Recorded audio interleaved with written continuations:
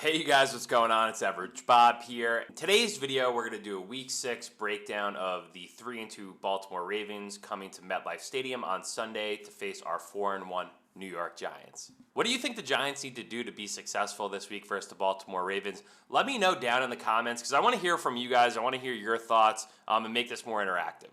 Major key for the defense is just going to be slowing down Lamar Jackson. Obviously, he's a super explosive player.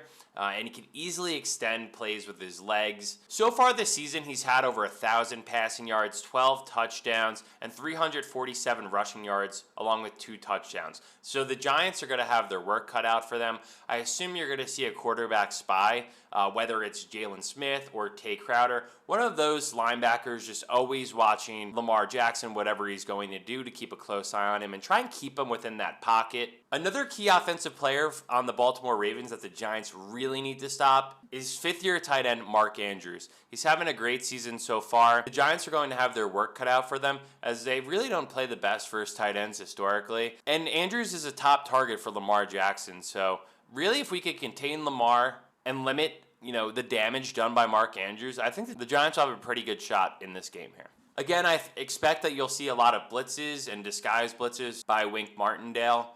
He had an amazing game plan last week versus the Packers where they were getting the Rodgers, putting Rodgers on his ass, making plays there. So I expect you to see something a little bit more similar along those lines. Obviously, Lamar Jackson is way more elusive in the pocket compared to Rodgers. And that's going to start up front with the Giants' D-line.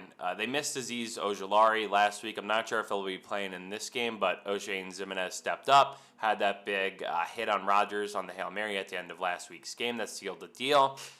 Kayvon Thibodeau had a bunch of blocked, batted down passes. He looked good. He's only going to get better. So if the sacks haven't come yet, just wait. They're going to start coming at some point throughout this year. And Dexter Lawrence has been amazing so far. He's plugging everything in the A-gap in the middle. He's making the offensive lines that he's facing lives so much harder. And in this week, he's facing a rookie in Tyler Lindenbaum, where Dexter has a 50-pound weight advantage. So I'd like to see him take strong advantage of that, try and push that rookie center right into Lamar Jackson's lap, and have him try to use his legs to get out of that bad situation. Dexter's having such a good year. Even Aaron Rodgers noted it when he was on Pat McAfee's show earlier this week, kind of giving credit to Dexter Lawrence. And Rodgers doesn't really say all that much about other players on other teams, but he's like 97. That guy's really good. He's a special player. So absolutely love to hear that about Dexter and that he's getting that credit from other big players in the league because he deserves it so far this year. Keys for the Giants offense. Danny Dimes again coming off that injury.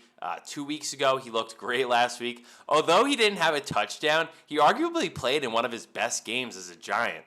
He escaped pressure, he made good throws, especially making plays downfield. He found Darius Slayton. Really looking for other wide receivers to step up here, and they didn't play all too bad last week. We'll look to see how these wide receivers step up this week. I still think somehow Kadarius Toney had 2 hamstring issues. I don't even know that's possible. And as someone who has had their fair share of hamstring injuries, 1 is bad enough. 2, as a wide receiver, I don't know how you're going to come back from that anytime soon. So I don't even know if we'll see him this year at this point, and honestly, who gives a shit? Another key for the Giants offense is obviously riding the back of Saquon Barkley. He has over 500 rushing yards and 3 touchdowns so far this year. And you just see it week in and week out. He's making guys miss. Even if he doesn't have the best blocking up front, all he needs is that little bit of space to get through that hole and make someone miss. And then next thing you know, it's a 40-yard dash. One thing to look out for in the red zone this week is the Wildcat. The Giants have run it a bunch of times recently. Last week in the Packers game, Saquon had a walk-in touchdown with it.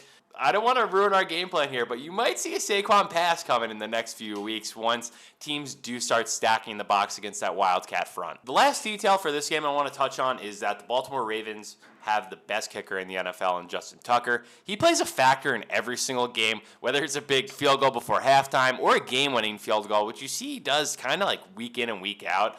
So he's going to play a major factor in this game. How that is going to come into play, I guess we'll have to find out on Sunday. So again, guys, let me know what you think, what the Giants need to do to be successful in this game. Will they come out with a win over the Ravens and go to 5-1? Let me know down in the comments. And if you like this video and want to see more content, please subscribe. And because we're going to be putting out a lot of content, whether it's Giant career reviews, previews, and then more in-depth reviews where we break down the highlights of the game. So please subscribe, come back, and we'll run it back again. Let's go Giants.